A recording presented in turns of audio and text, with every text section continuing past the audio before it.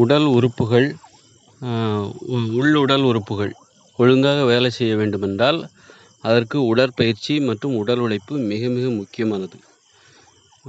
உடற்பயிற்சி நம்ம சோம்பலாக இருக்குது, நம்ம உடம்புல நம்ம சோம்பலாக இருக்கும்போது நம்மளுக்கு எந்த வேலையும் செய்ய தோணாது, செய்ய முடியாத மாதிரியே தோணும். எப்படிடா இதை செய்கிறது அப்படின்னு தோணும். அந்த நேரத்தில் நம்ம உடற்பயிற்சி செஞ்சுட்டு போனால் முதல்ல நம்ம கஷ்டமாக இருந்த வேலையெல்லாம் நமக்கு ஈஸியாகிடும்.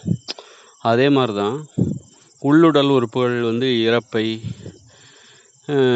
இரைப்பை, பெருங்குடல், மலக்குடல், கிட்னி, சிறுநீரகம், இதயம் இதெல்லாம் ஒழுங்காக வேலை செய்யணுன்னா அது ஒழுங்காக வேலை செய்யலை அப்படின்னா அதுக்கு காரணம் சோம்பேறித்தனம் தான். அதுக்கும் சோம்பேறித்தனம். அதெல்லாம் உழைக்க தூண்டணும் அப்படின்னா, நன்றாக உழைக்கணும் அப்படின்னா நம்ம உடற்பயிற்சி, உடல் உழைப்பு ரொம்ப முக்கியம். உடல் உழைப்பு மற்றும் உடற்பயிற்சி மூலமாக உடம்பு உடல் உள்ளுறுப்புகள் எல்லாம் தூண்டப்படுகிறது. ஒருத்தர் நம்ம தூங்கிட்டு இருக்கிறோம் எழுப்புறோன்னா என்ன பண்ணுவோம்? சத்தம் போடுவோம், சத்தம் போட்டு எழுப்புவோம். அல்லது அவரை தட்டி எழுப்புவோம், தட்டி கொடுத்து எழுப்புவோம். அவர் உடலை அசைத்து தட்டி கொடுத்து எழுப்புவோம். அப்போ எழுந்திருப்பார். ஆக இது எல்லாமே என்னென்னா உடற்பயிற்சி, உடல் உழைப்பு இதெல்லாம் புற உடல் உறுப்புகளையும் உள்ளுடல் உறுப்புகளையும் தூண்டுற ஒரு அம்சம்தான். அதனால் இப்போ இரைப்பை நல்லா வேலை செய்யணும் அப்படின்னா என்ன பண்ணணும்? இரைப்பைக்கு, வயிற்று பகுதிக்கு என்னென்ன உடற்பயிற்சியெல்லாம் இருக்கோ அதெல்லாம் நம்ம செய்யணும். வயிற்று பகுதிக்கு உள்ள உடற்பயிற்சி அத்தனையும் நாம் செய்தால் அதை ரொம்ப அதிகமாக செய்யும்போது அது நல்ல உற்சாகமாக வேலை செய்யும். வேறு வழியே இல்லை, அது வேலை செஞ்சு தான் ஆகணும்.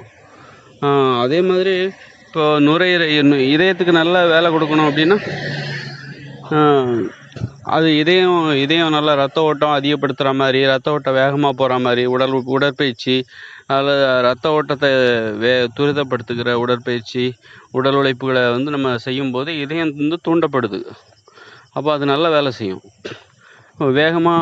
வேகமாகவோ அல்லது மெதுவாகவோ ஒரு 2 கிலோமீட்டர் ஓடும்போது அந்த இதயம் படபடன்னு துடிக்குது, வேகமாக துடிக்குது. அது ஒரு தூண்டல். நமது உடற்பயிற்சி மூலமாக, ஓட்டத்தின் மூலமாக, நடைபயிற்சி மூலமாக அல்லது உடல் உழைப்பு மூலமாக அந்த இதயத்திற்கு கிடைத்த தூண்டல்.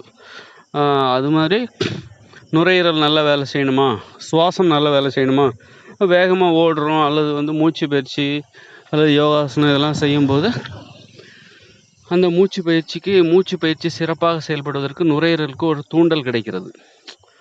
ஆக நம்ம வெறுமனே மருந்தை மட்டுமே சாப்பிட்டுட்டு அல்லது நல்ல உணவை மட்டுமே சாப்பிட்டு விட்டு எந்தவித உடற்பயிற்சியும் செய்யாமல், உடல் உழைப்பும் செய்யாமல் நமது உடல் சிறப்பாக செயல்படும் என்று நம்பினால் அது மிகப்பெரிய அறியாமை தான். அந்த உடல் சிறப்பாக இயங்க வேண்டுமென்றால் ஒரு தூண்டல் வேண்டும்.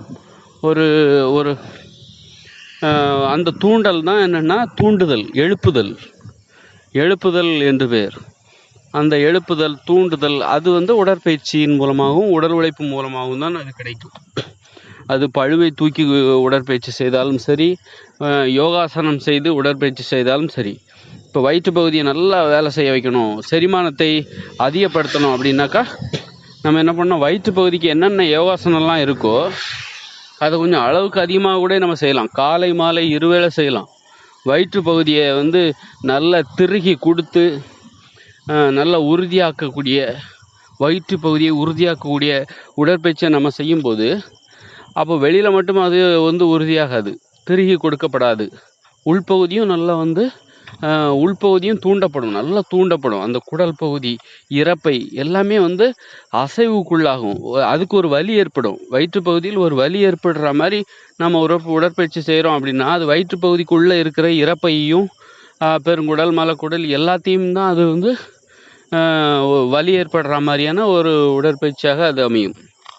அப்போ நல்லா தூண்டப்படும் போது அது நல்லா செயல்படும். அப்போ உணவு செரிமானங்கிறது சிறப்பாக நடைபெறும். வெறுமனே எந்த உடற்பயிற்சியும் செய்யாமல், உடல் உழைப்பும் சுத்தமாக இல்லாமல், வயிற்று பகுதிக்கு எந்த வலியுமே இல்லாமல், ஒரு உடல் உழைப்பு மூலமாகவோ உடற்பயிற்சி மூலமாகவோ எந்த வலியையுமே அந்த வயிற்று பகுதியானது அனுபவிக்காமல் வெறுமனே மருந்தை சாப்பிட்டு அது சிறப்பாக செயல்பட வேண்டும், நல்ல உணவுகளை சாப்பிட்டு அது சிறப்பாக செயல்பட வேண்டும் என்று நினைத்தால் அது மிகப்பெரிய அறியாமை. அவற்றிற்கு ஒரு தூண்டுதல் வேண்டும்.